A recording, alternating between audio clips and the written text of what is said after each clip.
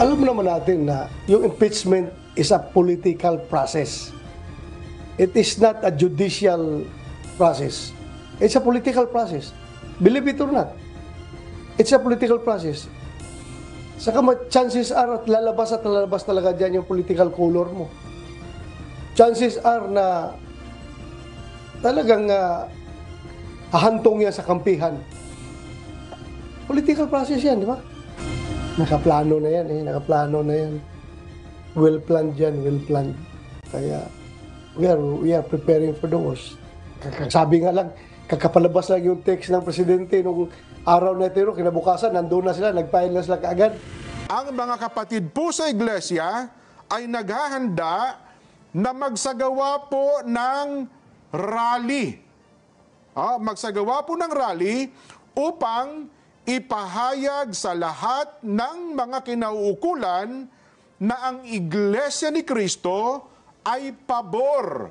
Pabor po sa opinyon ng Pangulong Bongbong Marcos na hindi sumang-ayon sa isinusulong ng ilang sektor na impeachment. Dahil maraming problema ang ating bansa na dapat pong unahin ng ating pamahalaan. Ang Iglesia ni Cristo po ay para sa kapayapaan. Ayaw namin, ayaw po natin sa anumang uri ng kaguluhan na manggagaling sa kanino mang panig. Ayaw nila tulad ng maraming Pilipino na magkawatak-watak tayo kung kailan maganda na sana ang takbo ng ating bansa. Yan ang pananaw ni Senate President Francis Escudero sa maikinakasang malawakang rally ng Iglesia ni Cristo bilang pagsuporta sa panawagan ni Pangulong Bongbong Marcos na itigil ang anumang kaso ng impeachment laban kay Vice President Sara Duterte. Sabi ni Escudero, may karapatan ang mga miyembro ng Iglesia ni Cristo o sinumang mamamayang Pilipino na itulak ang sa tingin nito ay makakabuti sa bansa para pahupain ng anumang gulo na maari magresulta ng pagkakawatak-watak ng mga Pilipino.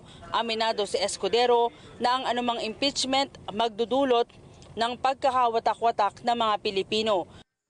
Suportado rin ni Senator Cynthia Villar ang hakbang ng Iglesia ni Cristo dahil ang anumang impeachment hindi makakatulong sa bansa.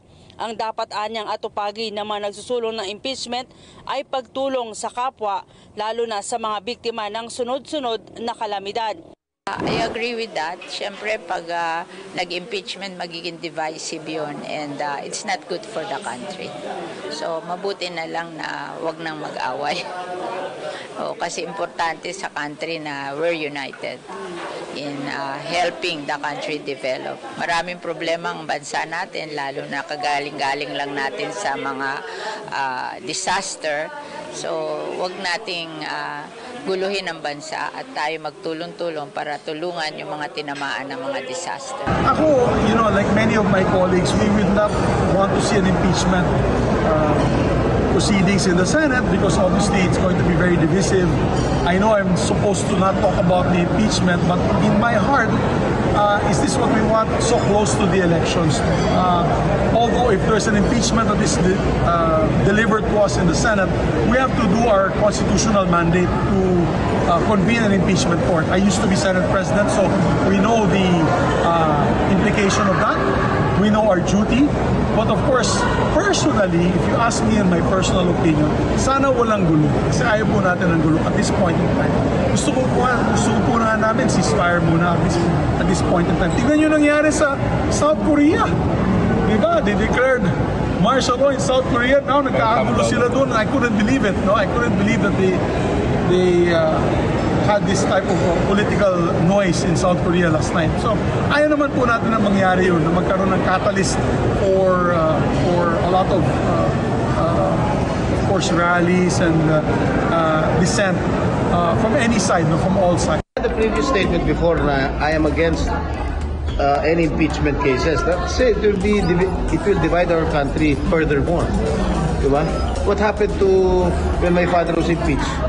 When my father was impeached, gumanda ba buhay ng Pilipino? Wala naman.